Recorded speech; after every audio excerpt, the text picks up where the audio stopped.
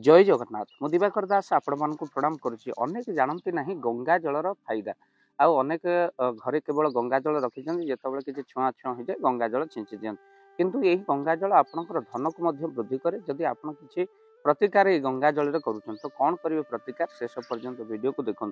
गंगा जल अतिशय शुभ अटे। जदि यही गंगा जल को आप कौन कर स्नान करुँच गंगा जल सहित आप गंगा जल को पाँच। भागवत सुंदर पद लिखाई गंगा जेसने स्नान पाने पवित्र होती जने अर्थात गंगा रे स्नान करिबारे जतिकि पवित्र आपण माने होंती छड़ा आप गंगा जल को प्रतिदिन पाइले आपण वैकुंठ गति प्राप्ति करते। गंगा जल रे अस्थि आपण धोई जदि गंगा जल विसर्जन करा जाए देखिए आपणकर कहा जाए गरुड़ पुराण रे सही आत्मा वैकुंठपुर वास करे।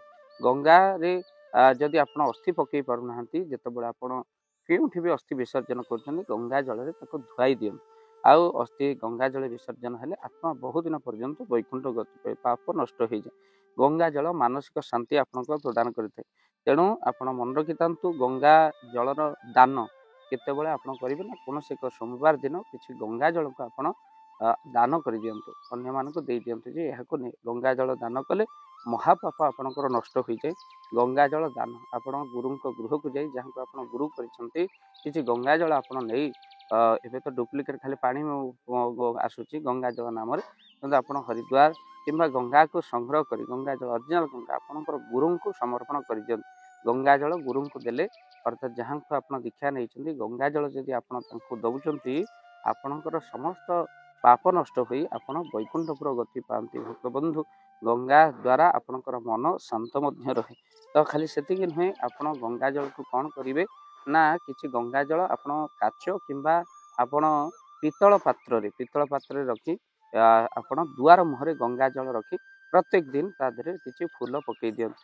खाली जल आप कलश बसौं किंतु गंगा जल छोटिया गंगा जल रे आपड़ किसी फूल पकई दुआर मुहरे रखी दियंतु। देखिए आपण घर नकारात्मक शक्ति दूर करने सहित आप आर्थिक स्थिति को मजबूत कर किसी दिन ये भाव में कला द्वारा घर अशांति दूर होता। एमती कि आप डाइनिंग टेबुल रे आप गंगा जल एक बाउल रे आप रखी दिंतु तादे किसी फूल पकई दिंतु।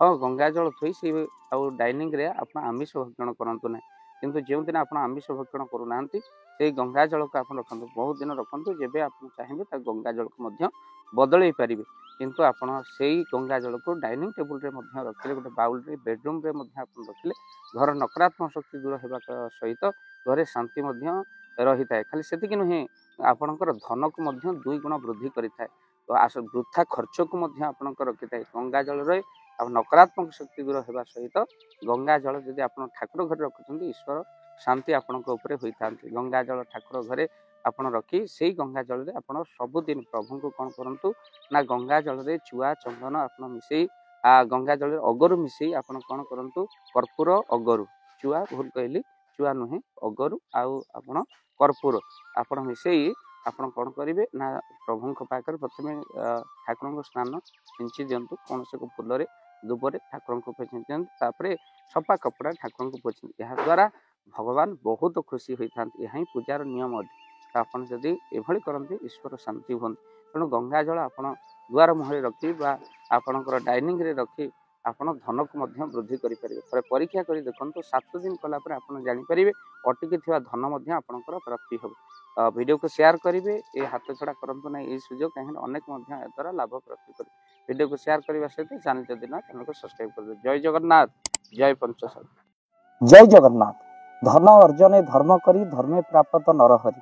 जदि आपण मानक धन कौन गरीब असहाय रोगी मानक सेवारे लगी पारिला जानतु आपणकर रोजगार सार्थक हो गला आपणकर धनर मध्य बहुत महत्व रहिला।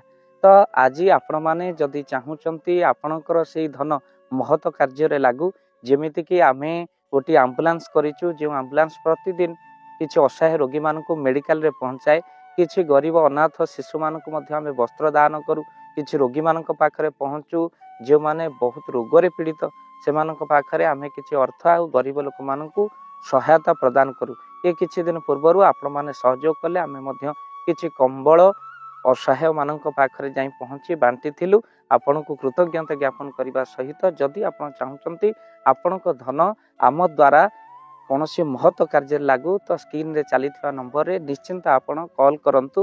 ଆଉ ଆପଣଙ୍କ ବିବାହ ବାର୍ଷିକରେ, ଆପଣଙ୍କ ପିଲାମାନଙ୍କ ଜନ୍ମରେ, ଶ୍ରାଦ୍ଧରେ ଯଦି ଆପଣ ଦାନ କରିବାକୁ ଚାହୁଁଛନ୍ତି, ଆପଣଙ୍କ ପୁଅ ନାମରେ, ଝିଅ ନାମରେ, ସ୍ତ୍ରୀ ନାମରେ ନିଶ୍ଚିନ୍ତ ଭାବରେ ଆପଣ ଦାନ କରିପାରିବେ।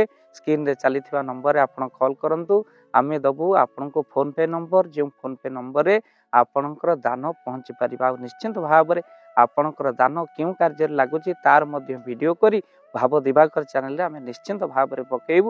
ଆପଣ ଦେଖି ନିଶ୍ଚିନ୍ତ ଖୁସି ହେବେ। ତ ଆପଣଙ୍କ ପୁଅ ଝିଅ ବିବାହ ବାର୍ଷିକ ଜନ୍ମଦିନରେ ଯଦି ଆପଣ ଚାହୁଁଛନ୍ତି ଆପଣଙ୍କର ଦାନ ମହତ କାର୍ଯ୍ୟରେ ଲାଗୁ, ତ ସେଇ ଶୁଭ ଦିନ ମାନଙ୍କରେ ଆପଣ କଲ୍ କରି ଆମକୁ ଫୋନ୍ ପେ ନମ୍ବର ମାଗିପାରିବେ। ଆଉ ଆମ୍ଭେମାନେ ଆପଣଙ୍କୁ ଫୋନ୍ ପେ ନମ୍ବର ଦେବୁ, ଯେଉଁ ନମ୍ବରରେ ଆପଣ ସହଯୋଗ ରାଶି ପଠାଇ ପାରିବେ।